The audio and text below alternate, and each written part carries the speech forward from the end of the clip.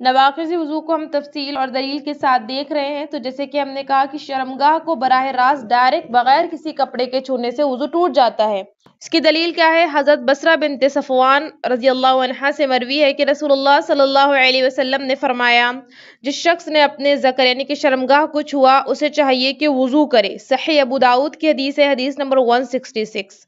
حضرات صحابہ اکرام میں عمر رضی اللہ عنہ، ابن عمر، ابو ہریرہ، ابن عباس، حضرت عائشہ صدیقہ، سعد بن ابی وقاص رضی اللہ عنہم اجمعین، اور تابعین میں امام عطا، امام زہری، حضرت سعید بن مسیب، امام مجاہد، امام شافعی، امام احمد، امام مالک، امام اسحاق رحمہم اللہ تعالی اجمعین، ان تمام کے نزدیک شرمگاہ کو چھونے سے وضو ٹوٹ جاتا ہے. راجح بات یہی ہے کہ شرمگاہ کو چھونے سے وضو ٹوٹ جاتا ہے بشرطے کہ بغیر کسی حائل یعنی کہ کپڑے یا پردے وغیرہ کی چھوا جائے. نین الاوتار صفحہ نمبر 431 جلد نمبر 30.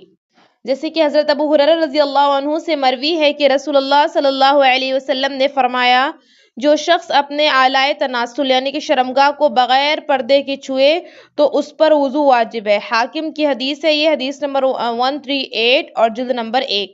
اور شرمگاہ میں آگے اور پیچھے دونوں شرمگاہ اور مرد اور عورت دونوں شامل ہیں، یعنی کہ ایسا نہیں کہ خالی مرد کے ساتھ ہی حکم خاص ہے یا عورت کے ساتھ یا آگے کی شرمگاہ کے ساتھ خاص ہے یا پیچھے کی نہیں. آگے پیچھے اور مرد عورت سب کے لیے یہ حکم سیم ہے.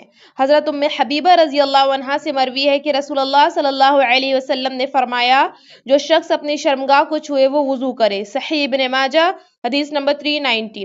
اس حدیث میں لفظ فرج ہے اور لفظ فرج قبل اور دبر یعنی کہ آگے اور پیچھے دونوں شرمگاہ کو شامل ہے. القاموس المحیط صفحہ نمبر 184. ایک روایت میں آپ صلی اللہ علیہ وسلم نے فرمایا جو کوئی مرد اپنی شرمگاہ کو چھوئے اسے چاہیے کہ وضو کرے اور جو کوئی عورت اپنی شرمگاہ کو چھوئے وہ بھی وضو کرے. دارقطنی کی حدیث ہے، یہ حدیث نمبر 147 جلد نمبر 1 اور حسن درجے کی حدیث ہے.